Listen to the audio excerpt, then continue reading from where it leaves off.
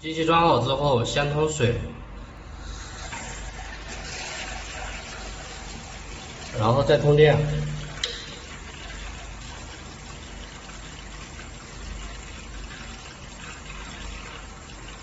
我们先把关机。现在这样子的话，它是显示流量，我们先把流量调好。流量的话，调到3左右。然后我们再开机，按3秒开机。开机之后，双手按住，按住这个电源键和线上加温度的键，同时按住。